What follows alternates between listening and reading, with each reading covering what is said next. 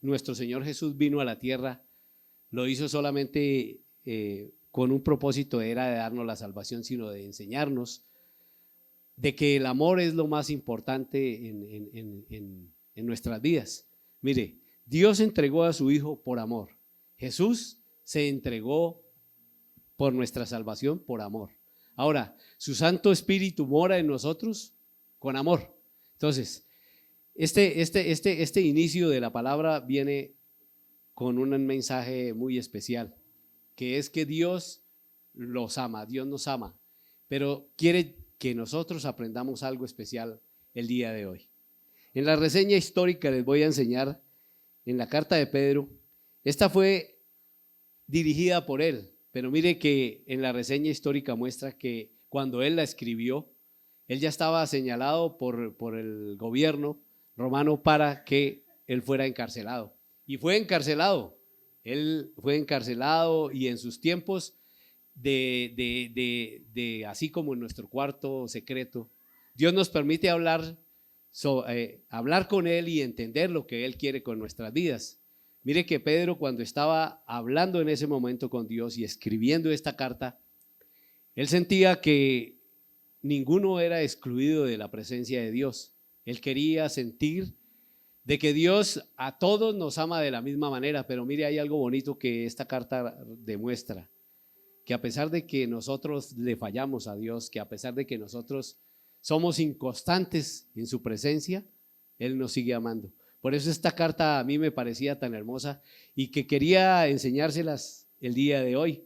El tema principal del apóstol Pedro fue que había una reunión en el concilio de los apóstoles en la antigua iglesia, y donde los de la iglesia principal decían que nosotros los gentiles no podíamos ser circuncidados. Es una connotación sobre los que Dios elegía. Pero el apóstol Pedro decía que no, que los gentiles también teníamos ese privilegio de pertenecer a la iglesia de Dios.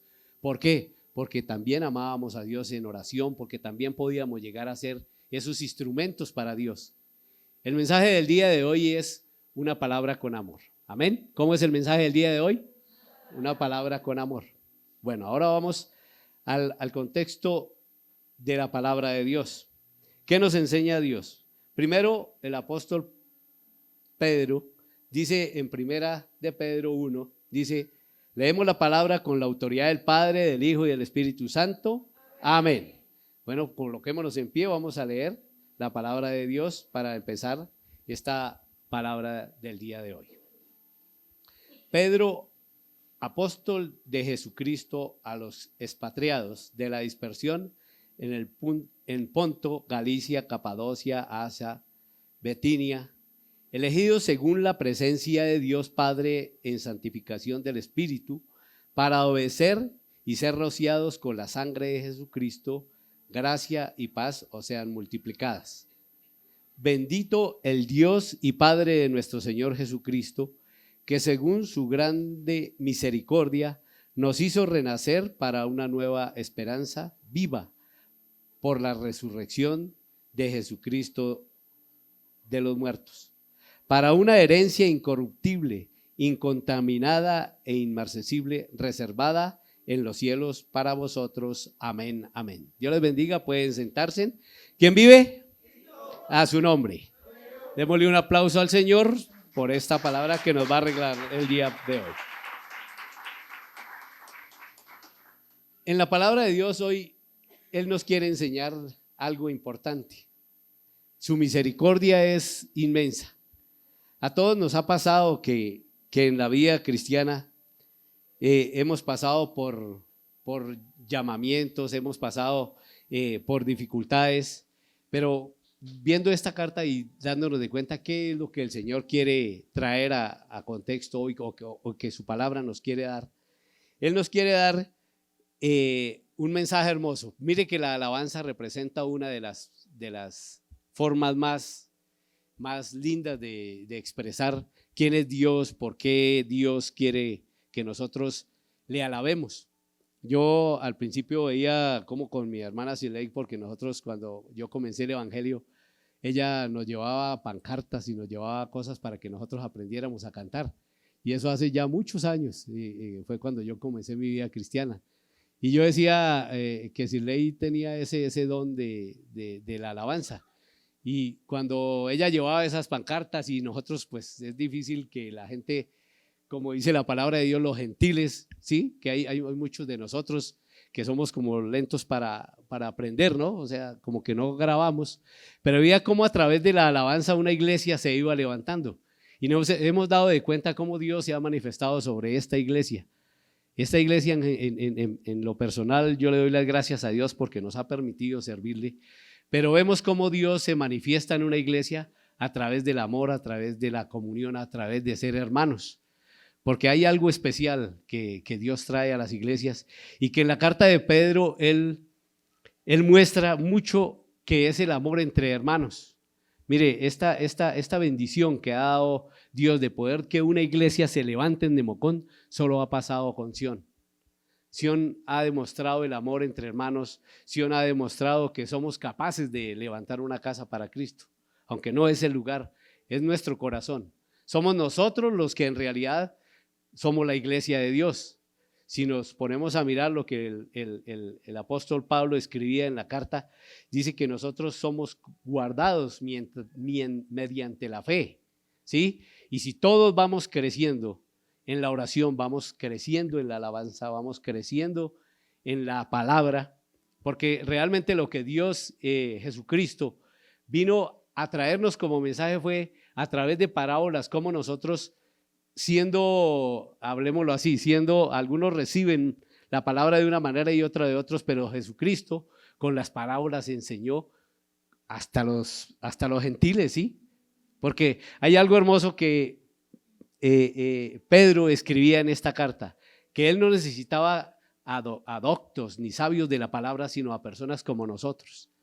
Le contaba a mi esposa que tenía miedo de qué iba a predicar el día de hoy, ¿sí? Yo decía, le decía a mi Lourdes, amor, o sea, yo no sé qué predicar. Y ella pues llega y dice, pues lea, su merced puede hacerlo, porque si Dios le dio algo es el poder hablar a las personas. Pero cuando uno llega aquí a este lugar y uno dice, Señor, ¿qué les hablo o qué puedo hablar? Uno se da cuenta de la necesidad que la iglesia tiene. Por eso, cuando Dios nos habla en esta palabra a través de Pedro, Él estaba enseñando a una iglesia que todos somos instrumentos de la iglesia, todos podemos ser utensilios de la iglesia para servicio. ¿Qué es lo que trae bendición a una iglesia? En este momento podemos tomarla nosotros como ejemplo, esta nuestra iglesia, la que Dios nos ha permitido tener, si no es el servicio de cada uno de ustedes. Porque mire, sea pequeño, sea grande, sea lo que ustedes hayan hecho por la iglesia, Dios los está bendiciendo de una manera u otra. Amén. Entonces, vamos a seguir con la segunda parte. Dice, la nueva vida de los cristianos está en primera de Pedro en el 14, en el versículo 14. Dice la palabra de Dios, como hijos obedientes, no os conforméis a los deseos que antes teníais, estando en vuestra ignorancia, sino como aquel que os llamó es santo, sed también vosotros santos en toda vuestra manera de vivir. Entonces, Dios nos llama a que nosotros tengamos una vida en comunión con Él. Por eso dice, por tanto, como hijos obedientes, no os conforméis a los deseos que antes teníais. Una de las cosas bonitas que la palabra de Dios nos enseña es eso. Nosotros estamos atravesando por una situación en la cual el mundo es una distracción. Una palabra bonita que nuestro pastor en uno de los devocionales dice, que es que, mire, el diablo no se vino a disfrazar, sino como confusión. O sea, dense de cuenta la importancia de esta palabra, confusión. Si nosotros estamos aquí en la tierra, estamos es por la gracia de Dios. Un día Dios permitió que cada uno de ustedes y yo viniéramos a la tierra para ser obedientes a su palabra. Lo hizo con un propósito, que fuéramos felices, que amáramos, que nos amáramos unos a los otros. Que así como decía la canción, que nos amémonos los unos a los otros. Y así como decía nuestro pastor que ahorita está diciendo, con alegría y gozo. orad siempre con alegría y gozo. Pero ¿cuál era el propósito? Que viviéramos felices. Por eso yo veía con alegría cómo Dios dice que Él nos creó a nosotros a imagen y semejanza suya. O sea, somos hermosos ante los ojos de Dios. Pero hay una cosa que el enemigo vino a traer aquí a la tierra, que fue la confusión. Mire, casi todos nosotros lo vemos como el pecado, el pecado. ¿Y qué es lo que nos aleja de la presencia de Dios si no son las cosas del mundo? Yo viví en el mundo, en una relación con el mundo. Fui católico, también hice todo lo que tenía que hacer como cuando uno es católico, ¿no? Alzar esos santos que pesaban acá y le dejaban a uno ese hombro marcado, pero yo lo hacía en esa fe que tenía, ¿sí? Y pues yo digo, le decía al Señor, le pedía perdón, pero era parte de esa confusión que yo tenía y que el diablo en cierta manera utiliza esas estrategias. Si nos damos de cuenta, mire, hay algo que el enemigo ha hecho y que el apóstol Pedro recalca en esto. Por tanto, no os conforméis a esas viejas costumbres que teníamos. ¿Por qué? Porque mire, yo digo, no podemos ser ajenos a que vivimos eso y de que cuando estamos entrando en el evangelio tratamos de, oiga, pero ¿qué tal si vamos un poquito? Pero mire que Dios, el diablo es lo que hace y lo que Dios quiere el día de hoy, manifestarle a cada uno de ustedes y para mí también. No nos dejemos confundir. Hay veces tratamos de ir un poquito nuevamente hacia las cosas del mundo, pero eso es lo que el diablo trata de hacer, confundir. Él siempre va a estar en ese momento para confundir. ¿Por qué? Porque Él necesita que nosotros regresemos allá, pero Dios nos da amor, nos da sabiduría. Y si usted ha venido el día de hoy, está bien, está aquí, es para que ese llamamiento que Dios tiene el día de hoy es para que usted tenga una vida santa, una vida en felicidad. Se está demostrando que la palabra de Dios, así como muchos de los que conocen de Dios dicen, oiga, el llamamiento de Dios se está pronunciando ahorita. El Apocalipsis habla sobre terremotos, habla sobre tsunamis, sobre guerras entre hermanos. Y mire que todo esto está pasando. Y como decía nuestro pastor ahorita, preparémonos, estemos preparados, no sabemos cuándo es. No nos demos tanto a la búsqueda de esas riquezas. Dios nos bendice. Ha pasado en esta nuestra iglesia, en donde veíamos en poco decir que íbamos a comprar un lugar como estos para Dios. Y mire, testimonio siempre grande y que siempre lo voy a decir, en época de pandemia fue cuando Dios se manifestó sobre este lugar, en donde todo el mundo estaba en la casa, donde todo el mundo no tenía plata. Pero mire, la gloria de Dios se manifestó en ese tiempo. Por eso es que nosotros debemos de estar preparados, porque así como en ese momento donde todo el mundo decía, pero ¿de dónde sacaron para comprar un lugar como estos? Dios lo hizo en tiempo de pandemia. Ustedes fueron los que dieron de su dinero para decir, Señor, yo también quiero poner una semilla en esta casa. Y esto es producto de la fe de cada uno de ustedes que están aquí hoy sentados y que dieron con amor para tener un lugar para poder hablar al nombre de Jesucristo. Amén. Démosle un aplauso a Cristo en esta mañana por este lugar. Amén. Ahora, Dios habla en su palabra de un nuevo pueblo, el nuevo pueblo de Dios. Este nuevo pueblo de Dios lo dice en el capítulo 2 del 11 al 12.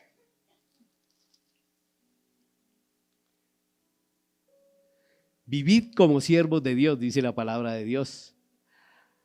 Amados, yo ruego como extranjeros y peregrinos que os abstengáis de los deseos carnales que batallan contra el alma, manteniendo buena vuestra manera de vivir entre los gentiles, para que en lo que murmuraban de vosotros como malhechores, glorifiquen a Dios en el día de la visitación al considerar vuestras buenas obras. Amén.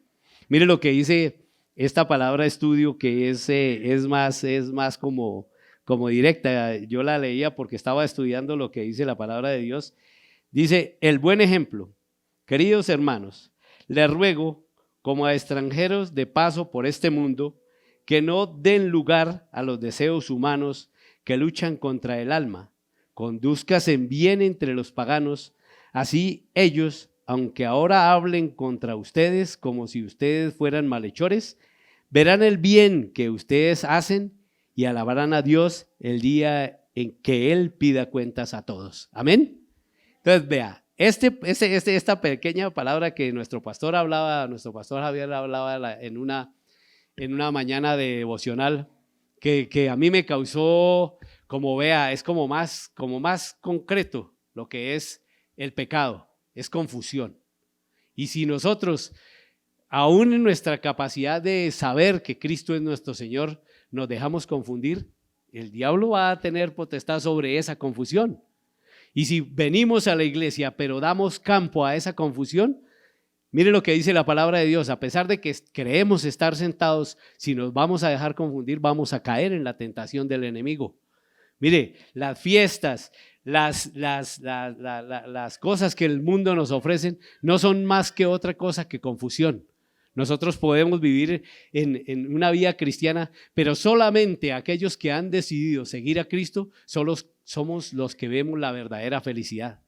Esa felicidad de la cual era negada a las parejas. Yo que ahorita que hemos estado hablando con hacer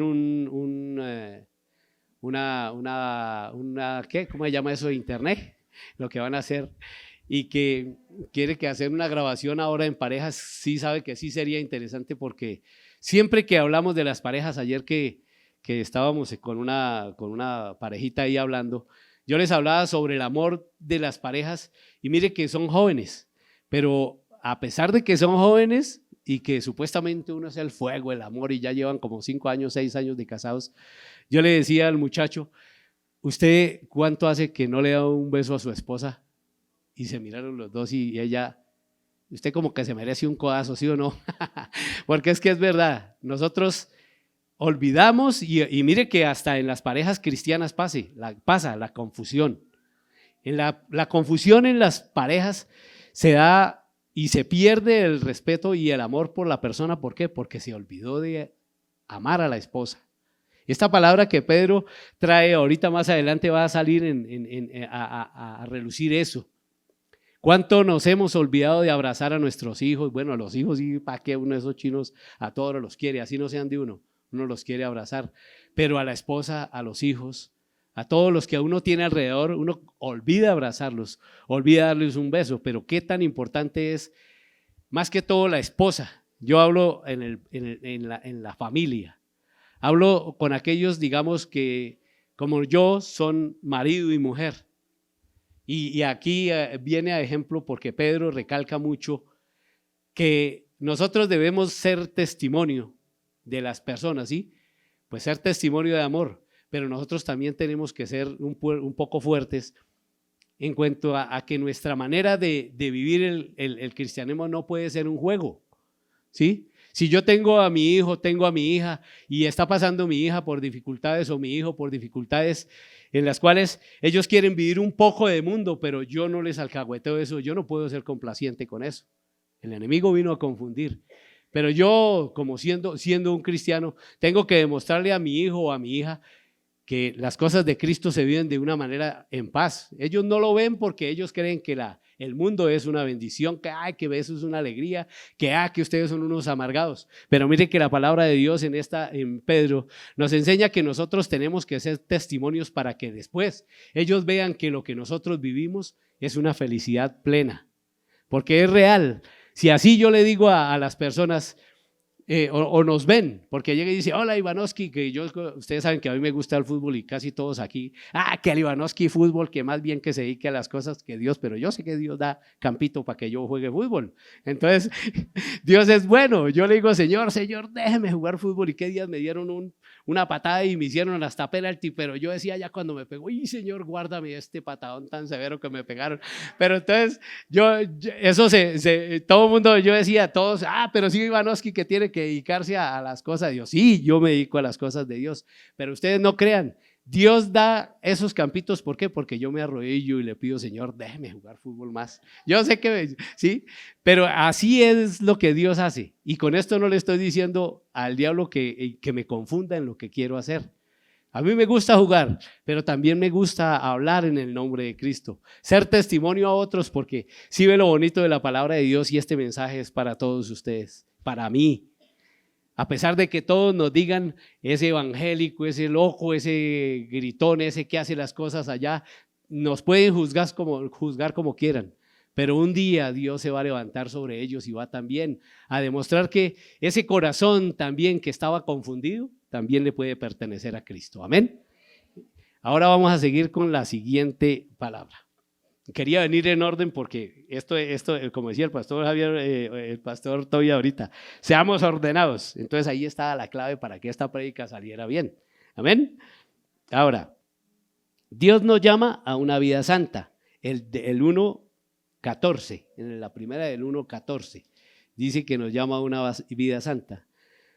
Cuando no sabéis lo que será mañana, porque ¿qué es vuestra vida? Ciertamente, ay, qué pena, estoy perdido yo. Es el 1:14, ¿sí o no? De Pedro, 1:14. Y yo pasé 2 hojas, de razón me fui para otro lado.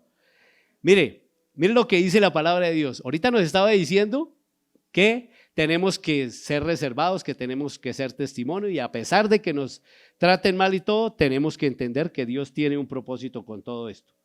Ahora, Dios nos llama a una vida santa. En el 1:14, como hijos obedientes, no os conforméis a los deseos que antes teníais estando en vuestra ignorancia. ¿Sí ve? ¿A qué le llama Dios ignorancia?